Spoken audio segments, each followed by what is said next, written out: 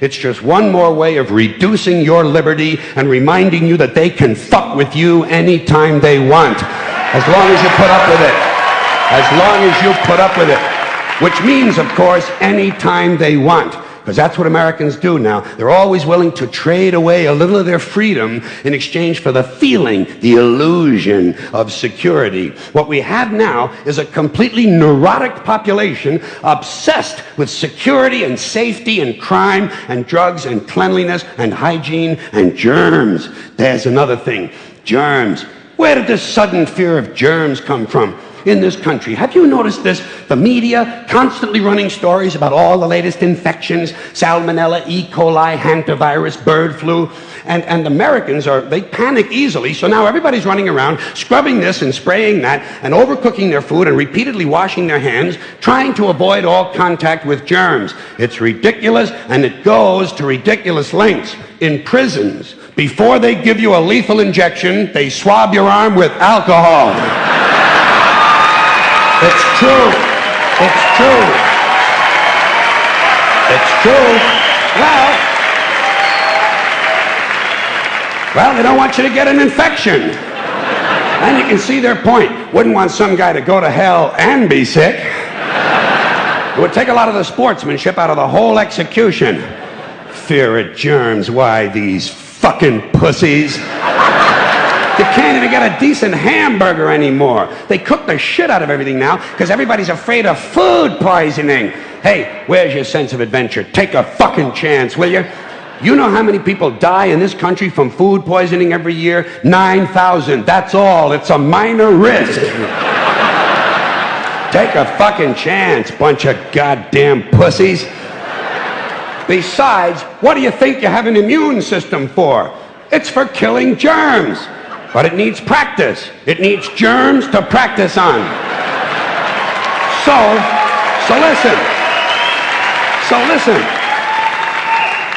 If you kill all the germs around you and live a completely sterile life, then when germs do come along, you're not going to be prepared. And never mind ordinary germs, what are you going to do when some super virus comes along that turns your vital organs into liquid shit?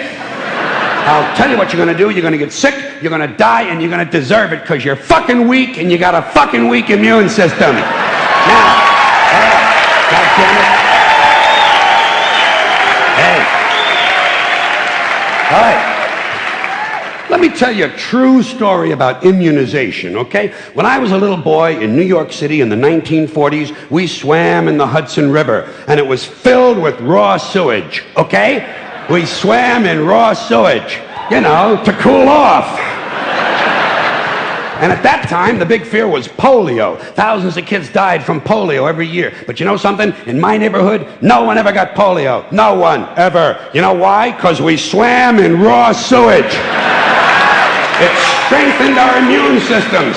The polio never had a prayer. We were tempered in raw shit. So personally, I never take any special precautions against germs. I don't shy away from people who sneeze and cough. I don't wipe off the telephone. I don't cover the toilet seat. And if I drop food on the floor, I pick it up and eat it. I eat it. Yes, I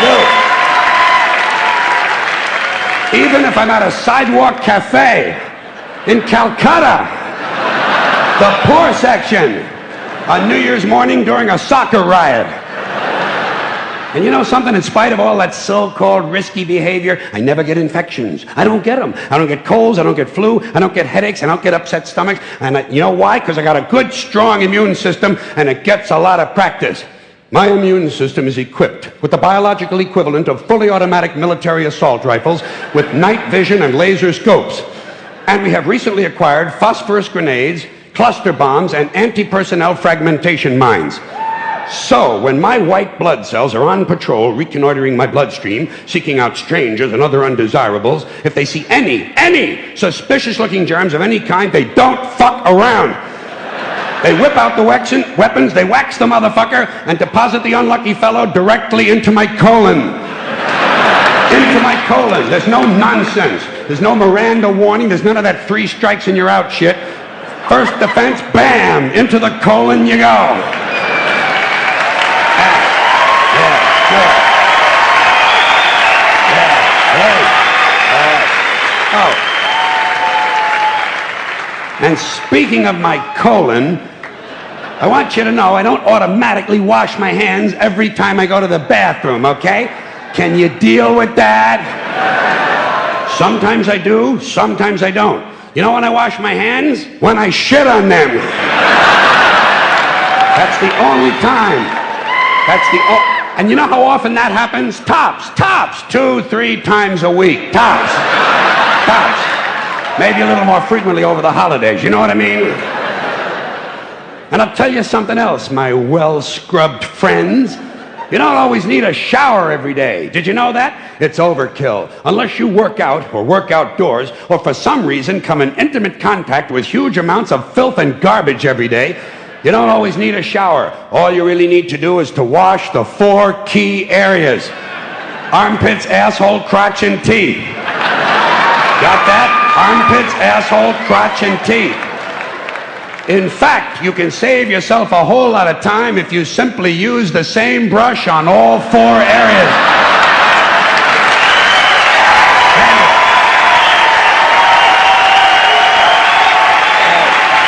Thank you.